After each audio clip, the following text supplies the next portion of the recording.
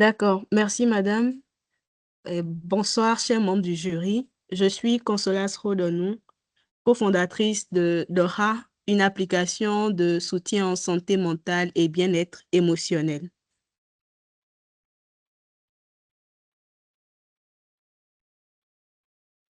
La santé mentale représente aujourd'hui un enjeu majeur de santé publique en Afrique et selon l'Organisation mondiale de la santé en 2022, près d'1 milliard de personnes dans le monde vivent avec un trouble mental.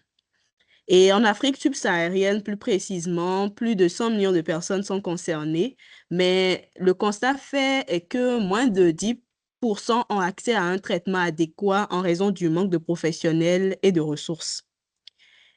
Au Bénin, le Mental Health Atlas de l'OMS en 2020 a confirmé également la très faible disponibilité des psychiatres et psychologues, concentrés surtout dans les zones urbaines, laissant une grande partie de la population rurale sans accompagnement.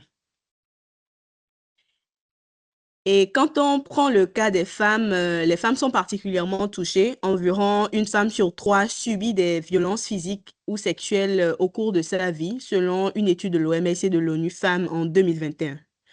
Et aussi, la dépression postnatale affecte entre 10 et 20% des mères en Afrique, la plupart n'ayant pas un suivi adapté. Ces données montrent l'urgence de solutions innovantes qui facilitent le soutien psychologique, connectent les personnes vulnérables à des spécialistes en santé mentale et contribuent à briser le silence autour du bien-être mental.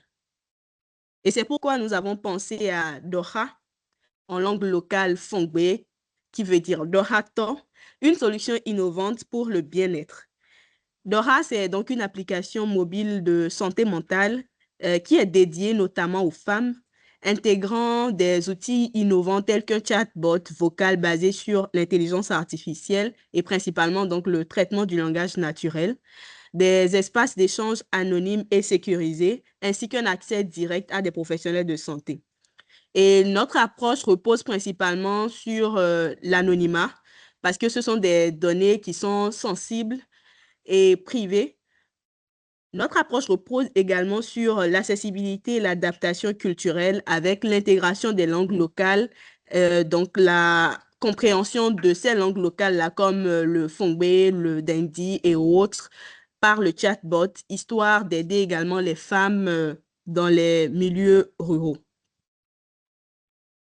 Et donc, les types de sujets que Dora abordera sont la dépression postpartum, la dépression suite aux violences sexuelles, le burn-out, la solitude et autres.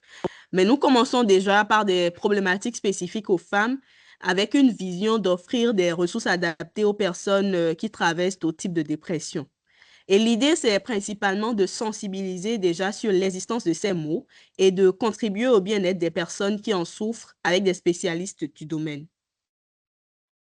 Et en matière d'objectifs, c'est principalement d'améliorer la santé mentale des femmes confrontées à des difficultés liées à la sexualité, la maternité et les violences basées sur le genre, et aussi briser le tabou autour de la santé émotionnelle et rendre l'accompagnement psychologique plus accessible.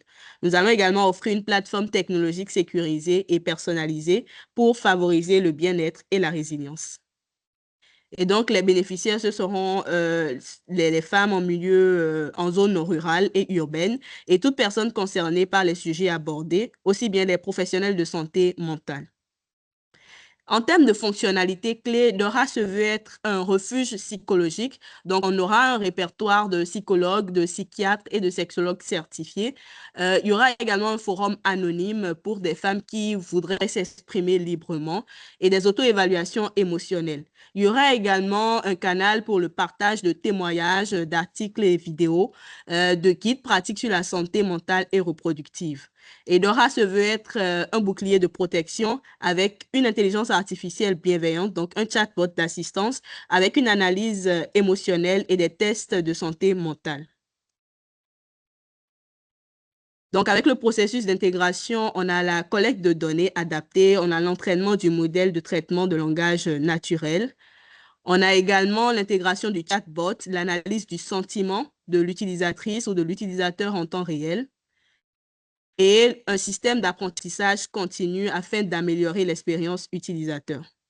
Ici, c'est une démo d'une communication avec le chatbot. Je vous laisse écouter.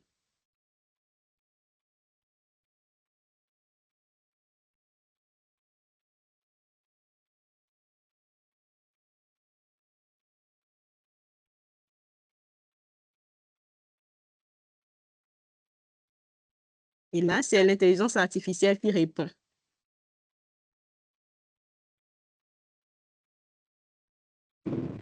Voilà, Mevina, moi je n'entends rien. Je ne sais pas si tout le monde entend. Ah bon? Oh, ok. Hmm. Ok, donc il y a un souci peut-être au niveau de la démo. Mais là, c'était une démo en langue fongbe avec le chatbot. Je ne sais pas s'il faut repasser, mais je vous montrerai alors l'interface. Donc, on a un interface utilisateur déjà. Je vous le montre rapidement.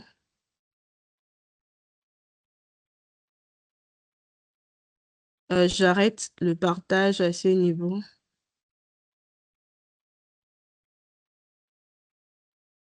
Voilà, ça, c'est l'interface qu'on a conçue.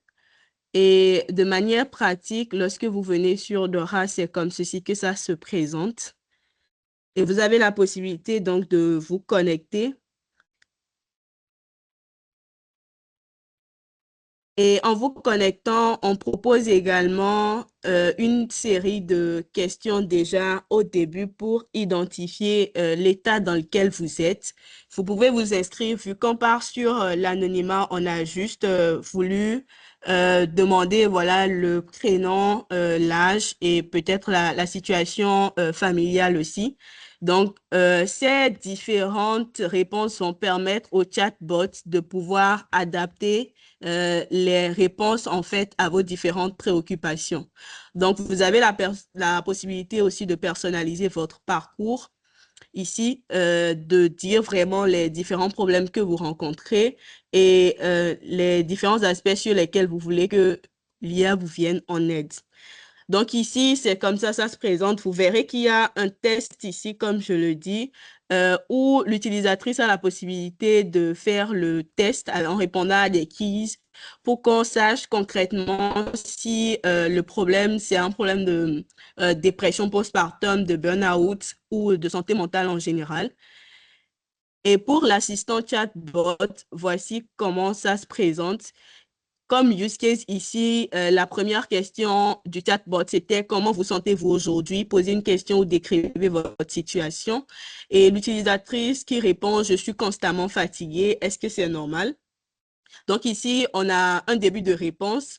La fatigue constante peut être liée au stress, essayer ces exercices et tout. Donc, il y a quelques recommandations qui sont données par l'outil. Et concrètement, c'est comme ça va se passer et aussi avec la possibilité d'avoir des enregistrements audio et des réponses comme la démo de tout à l'heure que je viens de vous montrer. En dehors de ça, on a également la possibilité d'avoir accès à un annuaire de professionnels. Donc, les psychiatres ou les psychologues. Ici, on a l'adresse pour les professionnels où vous pouvez trouver le professionnel qui vous convient. Donc, il y a toute une liste de professionnels ici et vous pouvez voir les différents profils et consulter ces professionnels-là en cas de besoin. Et prendre également rendez-vous lorsque vous voulez des assistances plus poussées.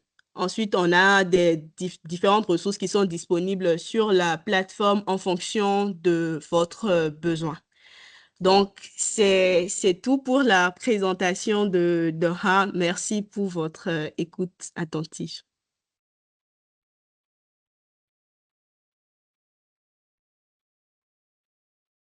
Ok, merci Madame pour cette belle présentation. Avant de donner la parole aux participants, je vais commencer à vous poser une question. Est-ce que votre solution est déjà rendue disponible au public? C'est quoi les modalités d'accès? Et ensuite, en quoi ça diffère d'une IA qu'on peut avoir en ligne? Merci. Donc, en attendant, je donne la parole aux participants pour poser leurs questions. Merci.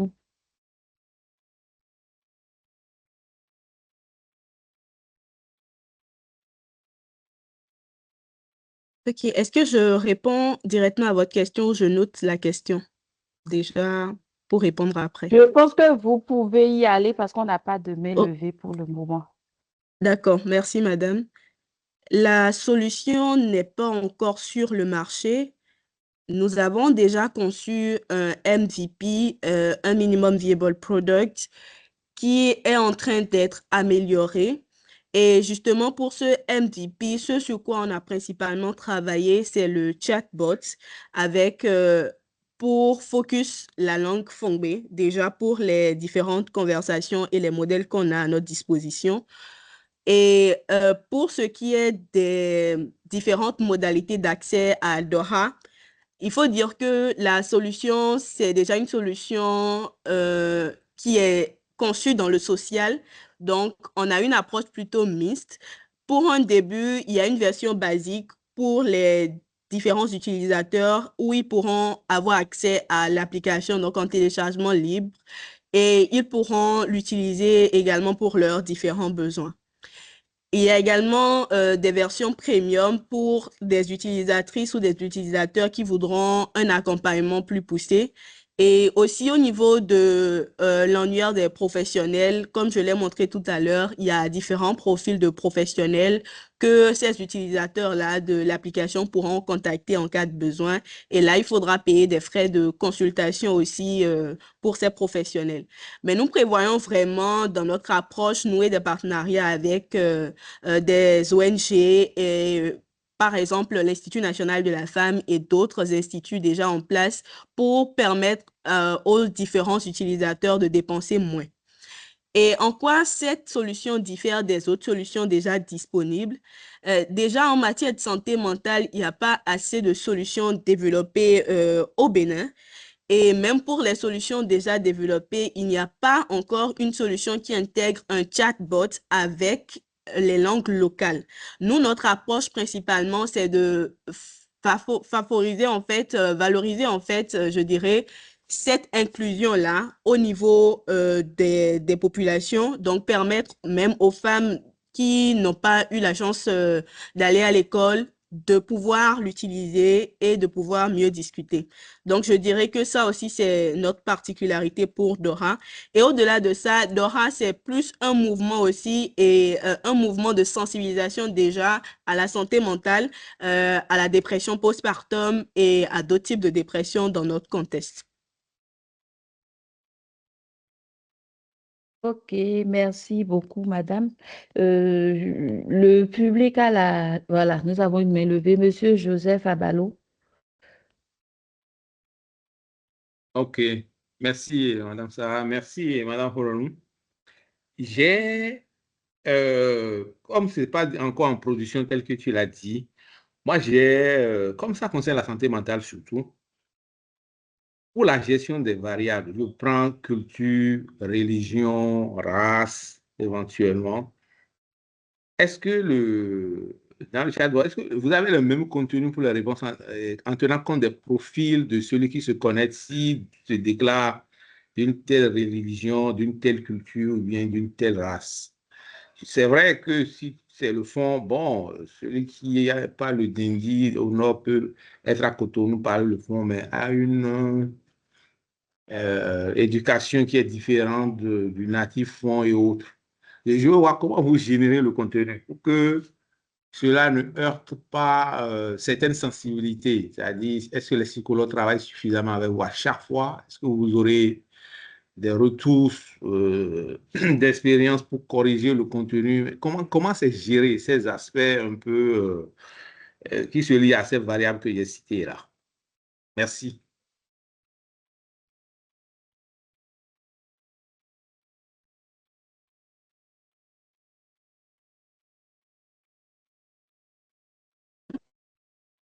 Ces variables-là. Par contre, pour ce qui est de l'amélioration continue au niveau de la plateforme, c'est inclus parce qu'il y aura des retours de la part des utilisateurs. Donc, on va continuellement améliorer l'expérience utilisateur. Et aussi pour la plateforme, vu que c'est dans le domaine de la santé mentale et que c'est un domaine qui est très sensible, on aura l'appui des spécialistes donc, du domaine, donc des professionnels comme les psychiatres, les psychologues. Et eux, ils vont nous aider à faire également un suivi régulier parce que pour des questions données, eux, ils sont plus habilités à savoir vraiment comment est-ce qu'il faut poser ces questions-là ou comment est-ce qu'il faut gérer ces aspects. Donc, sur ce point-là, c'est inclus dans notre démarche. Mais pour la religion, pas pour le moment. Peut-être qu'avec le temps, si on remarque vraiment que c'est une variable qui est pertinente pour l'assistance donc, et pour la génération de réponses adaptées aux utilisatrices ou aux utilisateurs, on pourra l'intégrer continuellement. Mais pour un début, non, nous n'avons pas pensé à ça. Merci. Oh, oui, donc c'est parce que ça concerne la santé mentale que j'insiste là-dessus. C'est des aspects quand même importants sur lesquels il ne faut pas que, je vais dire, bon, je vais pas dire un malade, une malade arrive et qu'on aggrave son cas avec un outil, quoi. C'est-à-dire, on ne peut pas percevoir tout de suite les effets sur celui qui se connecte, qui a une information qui est un peu différente de sa culture, de sa religion et autres. C'est pourquoi je me dis, est-ce que ce n'est pas un préalable? C'est une question et je pense qu'il faut réfléchir dans ce sens. Je me pose des questions. C'est pas que j'ai des certitudes, Mhm. mais Ok. dans le domaine de la santé mentale, c'est assez fragile, assez vaste aussi. Mhm. OK. Oh, ok, merci. Il faut rappeler aussi que, par exemple, pour la dépression postpartum, il y a une étude scientifique qui est faite en amont dans le cadre d'un fellowship en data science. Et l'étude consiste à mieux comprendre les causes de la dépression postpartum dans le contexte béninois. Et donc, l'idée avec Laura, c'est de se baser aussi sur les résultats de recherche de cette étude-là qui est en cours pour améliorer l'expérience utilisateur. Donc, je comprends parfaitement votre point de vue et nous allons y réfléchir aussi. Voilà, merci. OK, merci. Je n'ai pas suivi au début, j'ai raté ta présentation. Je n'ai pas su ton profil au début. Si tu peux me rappeler un peu ton profil. Ah, d'accord. Je suis Consolance Rodonou, je suis titulaire de master en biostatistique et je suis data scientist également. OK, d'accord. Merci beaucoup.